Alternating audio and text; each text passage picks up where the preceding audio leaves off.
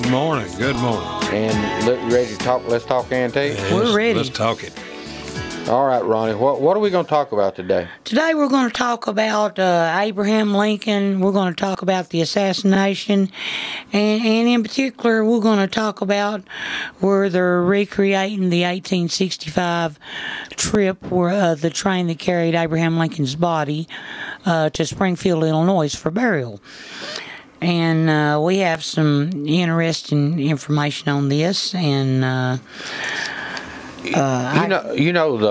talking about that, the recreation. The problem with the recreation is that most of the tracks that during the time that Lincoln it took like 17 days or something. Right. But most of the tracks are not there no more. Yeah, today a lot of the overpasses are gone. A lot of the tracks are missing. Oh yeah. Some of the towns are gone, or even just small towns, not compared to where they were back in the day. You know, when tens of thousands of people would show up, to view the body on his way for interment in Springfield. But you're gonna talk first a little bit about his death, how the events that led up to his death. Yeah, we are. And then we're going to get into the funeral train, the original funeral train, and the cities that they traveled to, and which is really. And then at the end of it, we're hopefully we went to eBay, and we've got a lot of Lincoln stuff that has sold, what kind of prices it's bringing, and also John Wilkes Booth. Right. Mm-hmm. I mean, some of his stuff's. The stuff they don't have in the museums by now. To start out with, Abraham Lincoln was shot on Good Friday, April the 14th, in 1865, and he was attending a play called Our American Cousin at the Ford Theater. And this was just after the close of the Civil War, a few weeks after. It was drawn to a close. Of course, Robert E. Lee had already surrendered to Ulysses S. Grant at that point. And he was at the theater with his wife, Mary Todd Lincoln, and he had a couple other people were with him. And John, talking about Robert E. Lee surrendering, even though Robert E. Lee surrendered, Ronnie, there was still a lot of people that were not going to quit, and I think it's kind of led up to the assassination. They were still out fighting, and there were a lot of guerrilla groups. Yes. And John Wilkes Booth was a member of a group called Knights of the Golden Circle in Baltimore, and they were pro-Confederate, and they were really displeased. And as a matter of fact, earlier they had a plan to kidnap President Lincoln that fell through. There were 6 of them, and they were going to hold him hostage because he was holding up the release of Confederate prisoners that would have went back out to fight. And Lincoln was actually a fan of John Wilkes Booth and had invited him on one previous occasion to come to the White House. Of course, Mr. Booth denied the invitation and never came. I think a lot of people, our listeners, need to know that John Wilkes Booth, I mean, most of them do know, but he was an actor. Yes, he was a prominent actor in the day. Yeah, he was. A well-known actor. Right. And Lincoln had sent him this invitation, sent him a personal handwritten invitation to come and meet him at the White House. No telling what that'd be worth today. I would love to have that. Yeah. Of course, we talked about the motive for the killing, which was where Lee's army had surrendered to Grant, and Booth attended a speech at the White House in which Lincoln supported the idea of enfranchising former slaves, and that furiously provoked Booth, who decided on an assassination, and is quoted by Lewis Powell as saying, "Now, by God, I'll put him through." Mm-hmm. Now, another thing that people might not know is that Lincoln had been having dreams that were actually a premonition of his death, and he'd had them on more than one occasion. And in the dream, Lincoln found himself actually, I guess you would say, out of his body, and he was floating down the White House, and he'd seen a coffin and people grieving around the coffin, and he realized that it was himself, and this. I don't know that it actually impacted him, or it had any kind of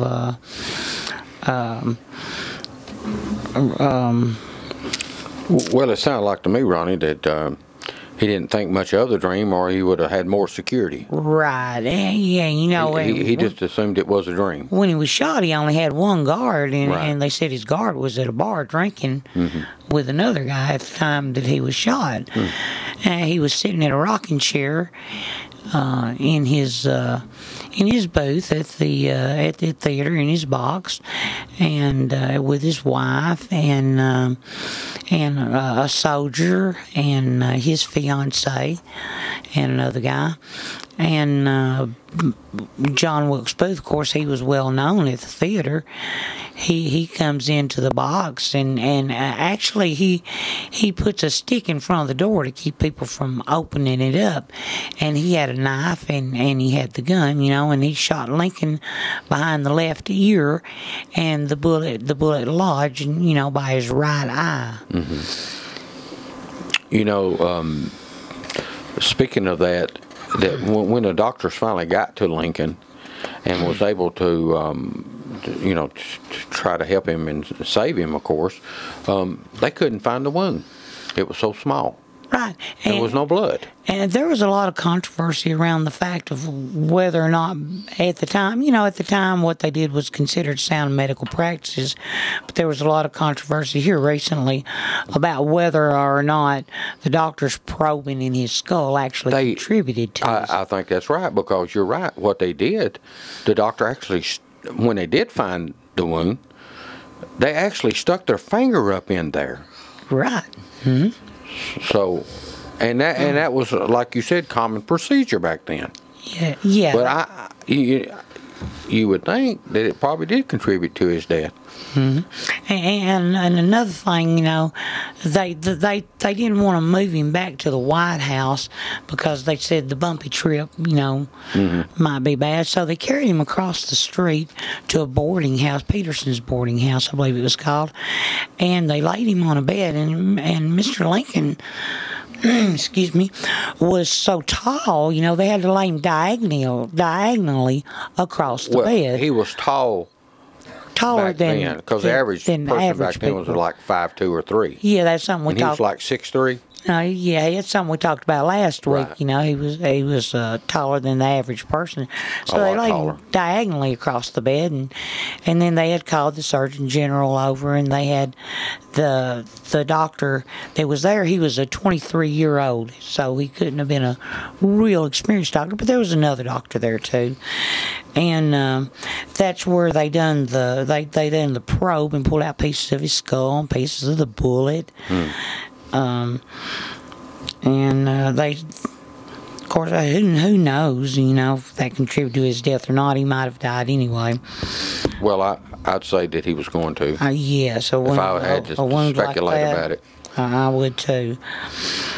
But now, the boarding house was one of the first pieces of property that was purchased by the federal government, and they purchased the theater, and they actually used it as office buildings for a little while, until they had a collapse in there, and now it's they have it restored back to its original condition as a theater, and also a museum. Right.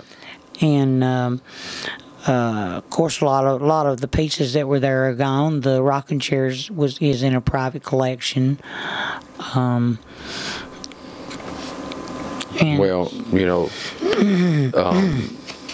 it's sad to say, but in any event, even like President Kennedy or whoever, those souvenir people, they're going to get what they can, and have it in their because that is, I guess they associate knowing the person or being close to him by having that object. I mean, what better object to have than the rocking chair? Yeah. Other than, like you said earlier, when we talked about that, they couldn't find out where he was shot. So they finally cut a big chunk of his hair off and found it. And that hair, stayed into the doctor's family for years. And you said that Mary Todd, Lincoln's wife, requested some of that. And she did not want it. Originally, she didn't want it. So it stayed in the doctor's family, and then, it of course got into different hands, private hands, organizations that, like a museum type. And matter of fact, I've got some of that hair, the original hair from the Lincoln's assassination. I saw that. That's a really neat piece, and you bought that from an autograph dealer. Well, it was a museum type people, that that's what they specialized in, like Lincoln's death and other presidential people. Well, they had several different, some of the Civil War generals' hair, and Henry Ford, but who would ever thought to save his hair? But the doctor did. The doctor did, yes. Keith, is it about break time? Why don't we take one?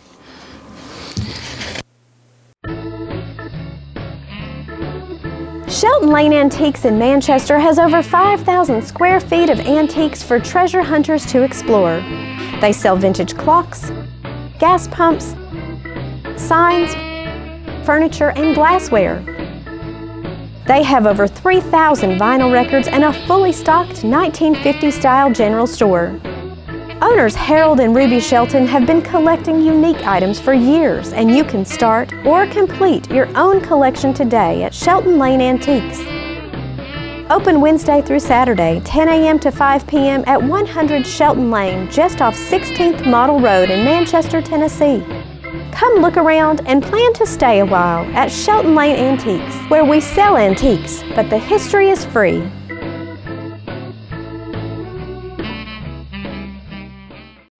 We would like to thank Dr. David Florence for supporting Let's Talk Antiques. See Dr. Florence at 804 Kalon Street in Manchester for all of your medical needs. Call 728-5522 for your appointment today. Most insurances accepted. The Jiffy Burger on the Hillsborough Boulevard in Manchester has been voted as having the best hamburgers in Manchester. Hometown atmosphere, historical memorabilia, and of course those great burgers, salads, chicken, and so much more. It's the Jiffy Burger on the Hillsborough Boulevard in Manchester. Call in orders at 728-4452. You can also order at the convenient outdoor curb service. Hamburgers are made the old-fashioned way at the Jiffy Burger, Manchester's finest hamburgers. Open 7:30 until 9, Monday through Saturday. Well, we're back. By the way, we need to say good morning to Ruby and Harold Shelton out at Shelton Antiques. He's getting a couple of new gas pumps in next week, so if somebody's hunting one, to go in their man cave, he's got them. Oh, and he's got some really, really, really good gas pumps up there. They're in excellent condition. Right. So we were talking about Abraham Lincoln's death before we left. Lincoln died at 7:22 a.m.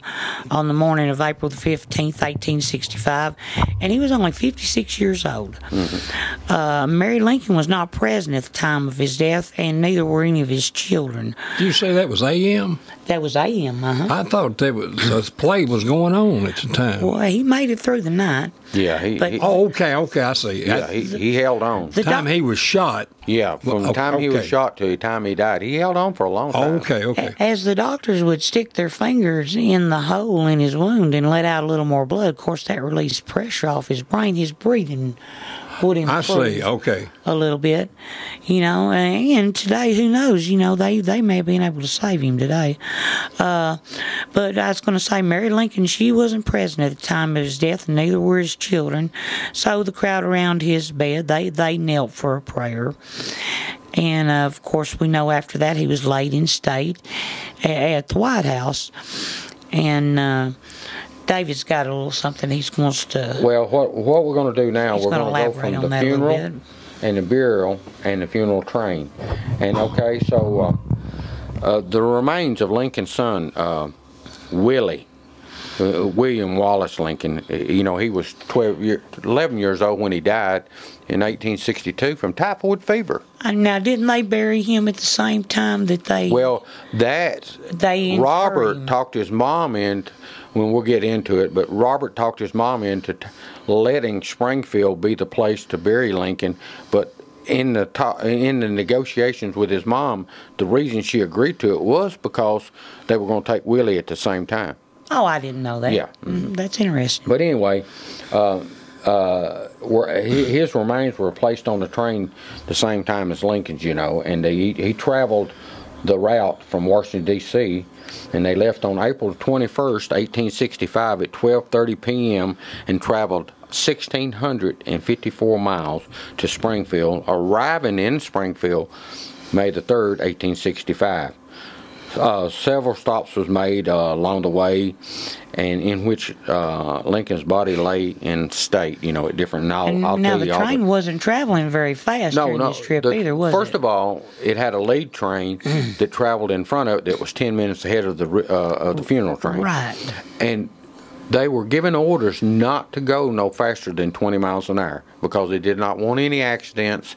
And the lead train that was 10 minutes ahead of the funeral train was to go in front to make sure that nothing would stop the train. Right. Of course, after he was assassinated, there was still, fear of things happening. And there was still a lot of tensions at this time. There was a lot of tension. Okay. Lincoln's wife, Mary Todd, she remained at the White House because she was too distraught to travel, but she returned to Illinois about 1 month later. I'm just going to give you these facts as they happened. Washington, D.C., after the assassination of Abraham Lincoln, his body was carried by honor guard to the White House on Saturday, like you said, April the 15th, 1865. He lay in state in the East Room of the White House, which was open to the public. Now think about that. The White House. You don't see that nowadays. No. Open to the public April 18th and on April 19th. A funeral service was held.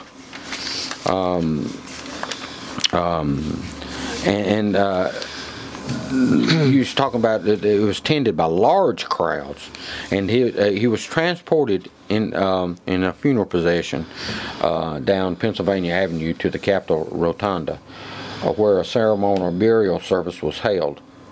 Of course, it laid in a state there to the 20th. Now, the funeral train. At 7 a.m. on Friday, April the 21st, the coffin was taken by honor guard to the depot. At least 10,000 people witnessed the train's departure in Washington. And then these are just facts that that leads right up to the actual, when they finally got to Springfield. Yes. The funeral train consisted of 9 cars, including a baggage car, a hearse car. 8 of the cars were provided by the Chief Railways, over which the remains were transported. The 9th was the President's car, which had been built for use by the President and other officials. It contained a parlor, sitting room, and a sleeping apartment. Let's see, different locomotives were used on different stretches of the trip. The train proceeded, there was a train in front of it, like I said, that proceeded in front of it that was 10 minutes ahead. And the whole purpose of that train was to make sure that nothing blocked the main train. And I told you about the speed of no more than 20 miles an hour to avoid accidents. Now think about 20 miles an hour. It took a long time to get. For a 1,600-mile journey. It took a while to get there. It said 5 relatives and family friends were officially appointed to accompany the funeral train. David Davis, Associate Justice of the Supreme Court of the United States. Lincoln's brother-in-law, Nean Wirt Edwards, and C.M. Smith, Brigadier General John Blair Smith, Todd, a cousin to Mary Todd, and Charles Alexander Smith, the brother of C.M. Smith. And of course, there was an honor guard that traveled with them too. 4 accompanied the train in official capacity. Captain Charles Penrose, he was the quartermaster. Ward Hill Lanham, Lincoln's longtime bodyguard, and you wonder where was he at during the theater? He was in a bar. Well, there you are. Him a drink. And his friend and marshal for the District of Columbia, he also done that too. And Dr. Charles B. Brown and Frank T. Sands, he was the embalmer and undertaker. And kind of a unique fact about, and we'll get into it, but you know, he was Lincoln's body was taken out of the ground 17 times and viewed 5 times, opened up to make sure he was still there. But when they would view him, his body was in such good shape, and they attribute that to the traveling, because the embalmer didn't just embalm him once, he embalmed him several times. And they said he embalmed him so much that it mummified him, so he... No, I didn't know that. Yeah. I didn't either. Yeah. Never heard that. Even in 1901, he was still recognizable. I mean, he had his beard. Wow. He had the mole. You know, he had a mole on his face. Yeah. I guess I could get into some of it now, but they had a flag draped over him, which disintegrated, but you could still see parts of it. His white gloves were actually rotted plumb off. Huh. And his coat, you know, was a black coat, but it was kind of had a yellowish tint from the mold.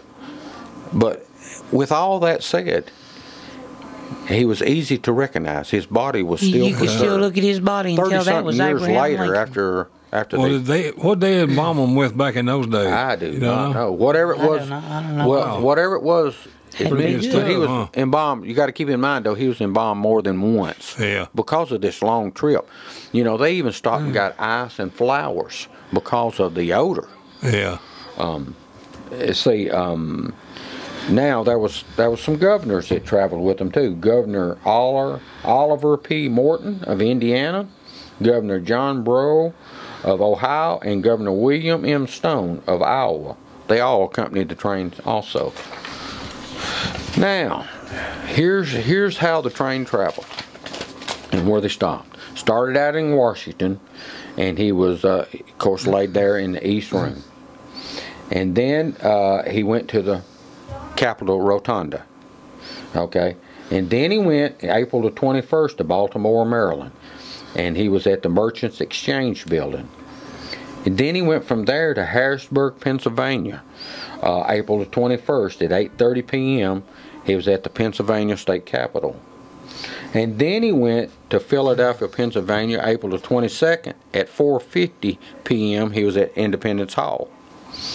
These are all the places that they took him, and took him off the train, and so people could see him.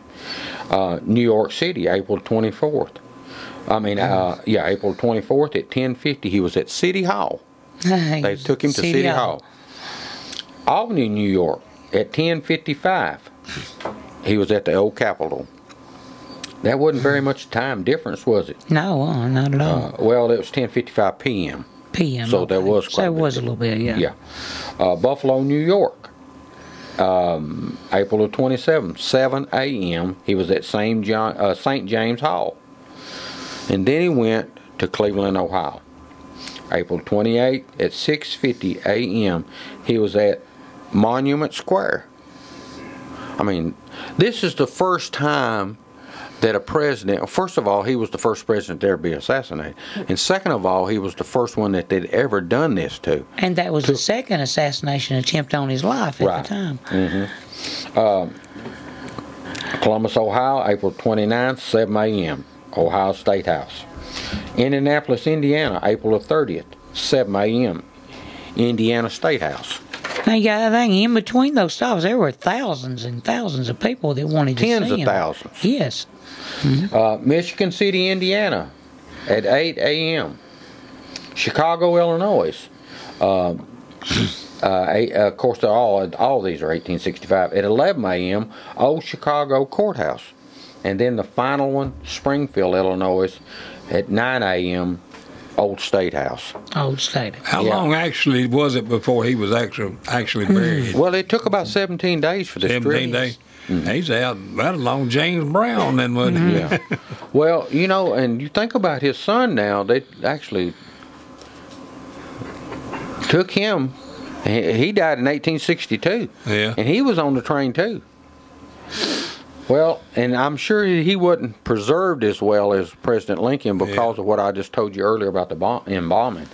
And then it says April the 15th, the body was of the deceased president, went to the White House shortly after 9 o'clock. April 15th, the remains were placed in a temporary coffin. Yeah. That was for the viewing. It said these are remarks that was on this search that I done. It said. April 19th through the 21st, he was at the U.S. Capitol Rotunda. And then the funeral procession left at 3 p.m. and, of course, went down Pennsylvania Avenue, and they had the 21 gun salute and, that type of stuff. And we're going to take a break, and then we'll get back, and we're going to be in Michigan City, Indiana. The Jiffy Burger on the Hillsborough Boulevard in Manchester has been voted as having the best hamburgers in Manchester. Hometown atmosphere, historical memorabilia, and of course those great burgers, salads, chicken, and so much more. It's the Jiffy Burger on the Hillsborough Boulevard in Manchester. Call in orders at 728-4452. You can also order at the convenient outdoor curb service. Hamburgers are made the old-fashioned way at the Jiffy Burger, Manchester's finest hamburgers. Open 7:30 until 9, Monday through Saturday. We would like to thank Dr. David Florence for supporting Let's Talk Antiques. See Dr. Florence at 804 Kalon Street in Manchester for all of your medical needs. Call 728-5522 for your appointment today. Most insurances accepted.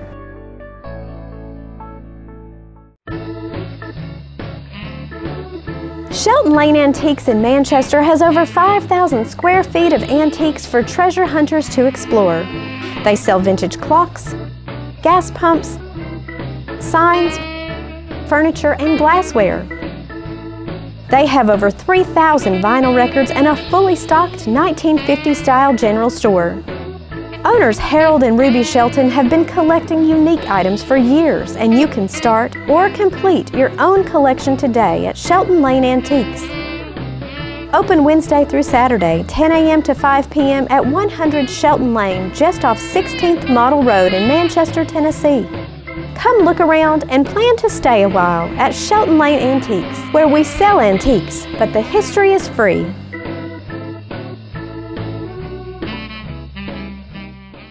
All right, we're back. Now we're at Michigan City, Indiana, where a 35-minute stop Lincoln's funeral train was forced to wait here for a committee of more than 100 important people wanted to escort his train up to the town, Michigan City. And of course, then they had a funeral service for him there.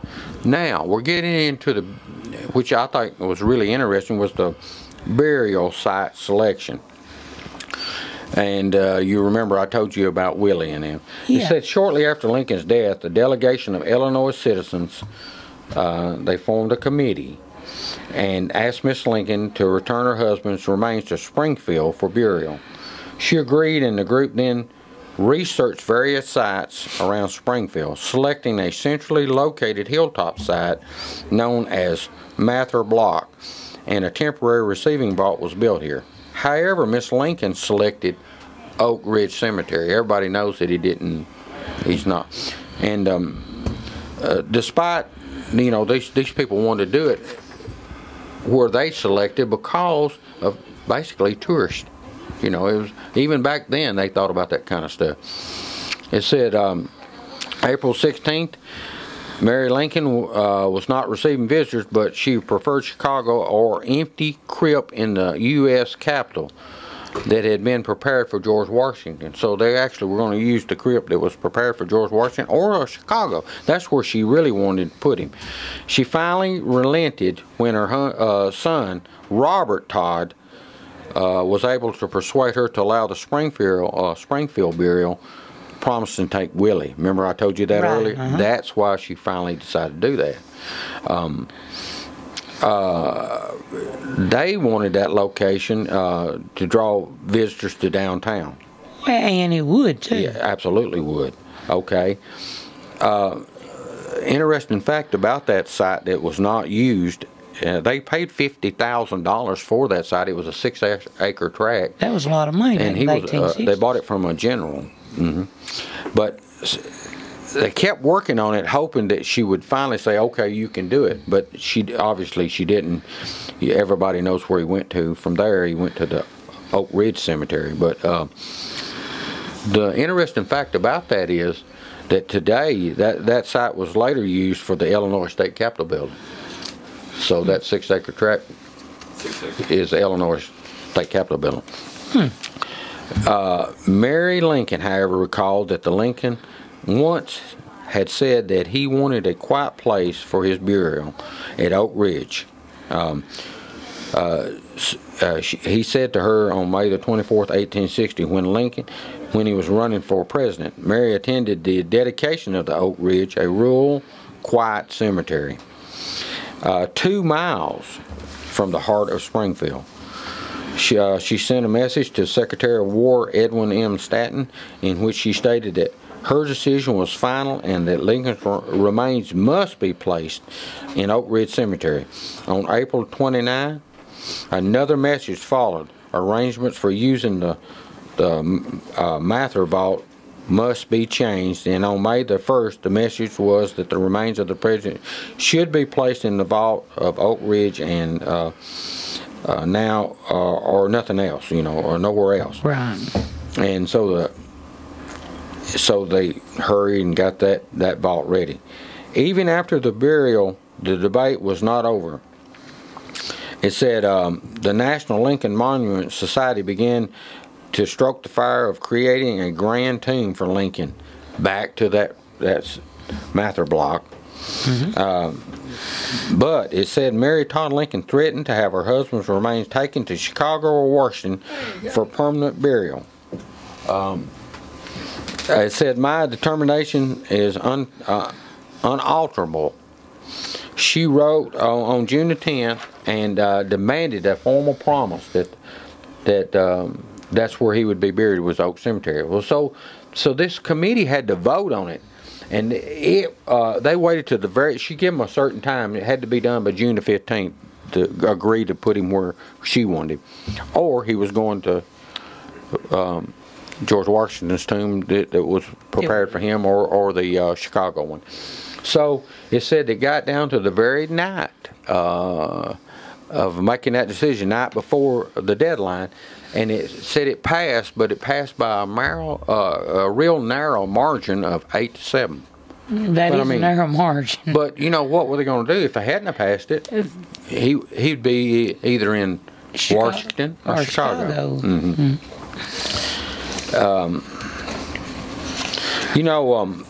They said after the foil theft, and you said something about it earlier. I don't think we mentioned it on the air, but they actually were going to kidnap his body and hold it for ransom. Right. And this guy got in trouble, and he was going to hold it for to pardon him. Plus, he was going to get a little extra money out of it too. And they were going to try to get Confederate troops. Released at the time. Well, so the custodian was John Carroll Power. And Lincoln's coffin was placed in the basement of the tomb, the location known only to them, this group, this John Carroll group, and to Miss Lincoln's son, Abraham Lincoln's son, Robert. He knew where it was. That was the only ones. And what they did was going to bury him in the tomb, just temporarily. And they didn't, because once they started digging, water would come up. So what they done, they set his tomb, set his casket back there in the tomb, but they, you know, during the construction they had a lot of lumber and material left over, and they piled it so it looked like a big wood pile, and it covered up his coffin until they got it done. Right. It said on February the 12th, 1880, on what would have been Lincoln's 71st birthday, Power and his associates formed the Lincoln's Guard of Honor to serve the custodians of Lincoln's body, keeping the president's remains hidden. The only person outside the inner circle was Robert Todd Lincoln. That's what I was telling you earlier. Yes. It said after Mary Todd Lincoln died, Robert instructed the Guard of Honor to bury his mother's coffin wherever they kept his father. So the remains stayed there till 1887 when they finally encased them in a brick vault. Now, you would think that would be the end of it, but it wasn't. The original tomb was always needing repair because they hurried to build it, you know, prepare it because of the time. But in 1900, they had to reconstruct it, and so Lincoln's remains were exhumed again, you know. Yeah, 35 years later. Yeah. It said Mullen and Hughes had opened so easily in 1876. On April 25th, 1901, upon the completion of the reconstruction, Robert Todd Lincoln visited the tomb. He was unhappy with the disposition of his father's remains and decided that it was necessary to build a permanent crypt for his father. So Lincoln's coffin would be placed in a steel cage 10 feet deep and encased in concrete. Now, this wasn't the end of it. I mean, they finally dug him up again in the 30s. 10 feet deep in steel and encased in concrete. It said on September 26, 1901, Lincoln's body was exhumed so that it could be re-entered into the newly built crypt. Okay, so it said those present, a total of 23 people, feared that his body might have been stolen. You know, they didn't know for sure unless they opened the casket that it was still there. Of course. And it said, now here's the last viewing. It was said that a harsh, choking smell arose when the casket was opened. Lincoln was perfectly recognizable. Even more than 30 years after his death, his face was a bronze color from the blood and stuff, you know, where he got injured and the bruising. It said on the opposite side of his head, the point of impact caused by the gunshot wound. So that caused that bruising. That'd be the right side. Which shattered the bones in his face and damaged the tissue. His hair, beard, and mole were all perfectly preserved. It said although his eyebrows were gone, so his eyebrows went away. His suit was covered with a yellow mold. Remember I told you earlier? I do. And his gloves had rotten on his hands. On his chest, they could see some bits of red fabric, and that was that flag that was placed on there. They said that the reason that all this, he still looks so good is what I told you earlier, that he'd been embalmed so many times on that funeral train. It said one of the last living persons to see the body, a youth at the time, he was 14 years old, was Fleetwood Lindley. He was born in 1887 and he died in 1963. Ain't that something? Yeah. 1963. So somebody could have talked to him, you know, right on up. And it said he died February the 1st, 1963. 3 days before he died, they interviewed him, and he confirmed that he actually did see Lincoln. Now, there was always another guy. Are we close to a break? Or are we all right? Okay. There was always another guy that was kind of like a tour guide that said he was the one that actually was the last one to see him. So, but what happened was that, another man, George Cashman, claimed to be the last living person to interview the remains of Abraham Lincoln. In the last year of his life, George Cashman was the curator of the national landmark in Springfield called Lincoln's Tomb. He particularly enjoyed telling stories that he was the last. But they said he died in 1979. His claims concerning the viewing of Abraham Lincoln's remains was later rebutted by his wife. She actually said, no, the last person to see him was the Fleetwood Lindley. Now, Here is interesting facts. I think, well, I've already said it once, but I'll say it again. Lincoln's coffin had been moved 17 times. 17. And let's see, and it had been opened 5 times. 5 times and been moved 17. And they would have had to replace it, of course, probably in that period as well. And of course, I've got all the dates here from 1865 to 1887, right on up to 1901. It just tells all the different dates that and there's, like I said, 17 different dates, 17 different times it had been moved. Break time? Let's take it. Okay. Shelton Lane Antiques in Manchester has over 5,000 square feet of antiques for treasure hunters to explore. They sell vintage clocks, gas pumps, signs, furniture, and glassware. They have over 3,000 vinyl records and a fully stocked 1950-style general store. Owners Harold and Ruby Shelton have been collecting unique items for years, and you can start or complete your own collection today at Shelton Lane Antiques. Open Wednesday through Saturday, 10 a.m. to 5 p.m. at 100 Shelton Lane, just off 16th Model Road in Manchester, Tennessee.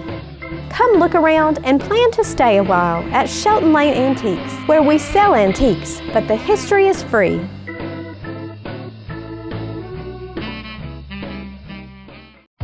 We would like to thank Dr. David Florence for supporting Let's Talk Antiques. See Dr. Florence at 804 Kalon Street in Manchester for all of your medical needs. Call 728-5522 for your appointment today. Most insurances accepted. The Jiffy Burger on the Hillsborough Boulevard in Manchester has been voted as having the best hamburgers in Manchester. Hometown atmosphere, historical memorabilia, and of course those great burgers, salads, chicken, and so much more. It's the Jiffy Burger on the Hillsborough Boulevard in Manchester. Call in orders at 728-4452. You can also order at the convenient outdoor curb service. Hamburgers are made the old-fashioned way at the Jiffy Burger, Manchester's finest hamburgers. Open 7:30 until 9, Monday through Saturday. All right, we're back. You know, earlier you said something about an interesting fact about the chair was in private hands. I'm going to tell you about that. It said the National Museum of Health and Medicine, on display are Lincoln's life mask, not a death mask, Right, it's a life mask. The bullet fired from the Derringer pistol used by John Wilkes Booth, and the probe used by the Army Surgeon General I read to locate that. the bullet. Now, it said at the Henry Ford Museum, guess what's there? That's the chair. The chair's there. That's right. And at the Studebaker National Museum on display is the Lincoln's carriage used by President Lincoln to take him and his wife on the final ride to Ford's Theater. That's really interesting. Now we've got some more stuff here from eBay. Some Lincoln items just to give you Well, show you how popular Lincoln an is. example of the kind of money that Abraham Lincoln stuff's bringing right now. We've got an 1864 document where Lincoln commissioned General Lewis Arnold, and it's sold for $9,360 on September the 21st. And we've got a well, it doesn't really. Well, that's another picture of the document, and they've got a picture of Lincoln with it. That's And how much did it bring? It brought $7,950. We've got an 1863 Abraham Lincoln autographed manuscript document signed as President Lot 1109, and it sold for $6,500. There were 2 bids on it. So this is Lincoln stuff's bringing good lot of money. money. Good money. And you've got several Lincoln pieces I do. yourself.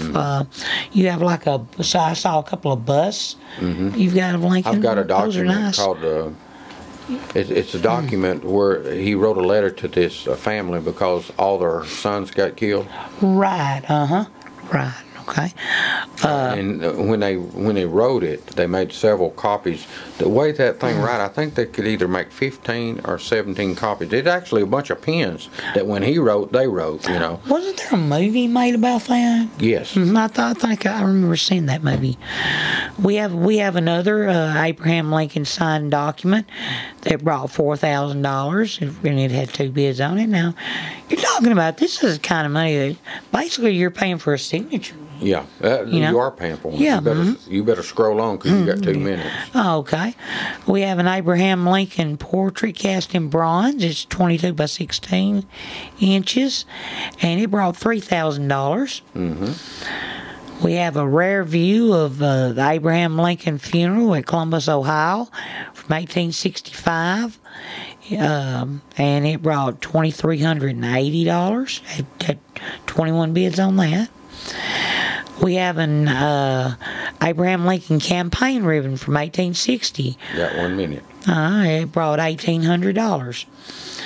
We have a frock coat worn to Ford's Theater, witnessed Abraham Lincoln's assassination.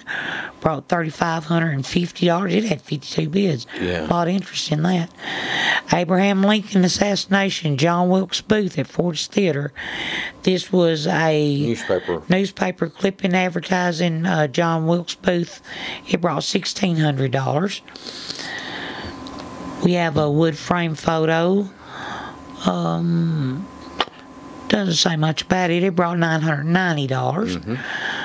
An 1869 President Abraham Lincoln art oil painting. E. Theo Mills must have been the artist. Signed portrait. Brought $84. An antique Abraham Lincoln assassination, John Wilkes Booth and Associates. Another photo. Brought $351.99. Abraham Lincoln lock of hair, signed COA, letter of memorabilia, relic, USA, brought $59. John Wilkes Booth playbill, just like the other one we were talking about previously, brought $1,863. All right, I think we're... And that's about it for those. Yeah, we're going to have to get out of here. You got them all. You did good. I tried to get them in. You did. All right, let's get out of here. Curiosity nearly killed me.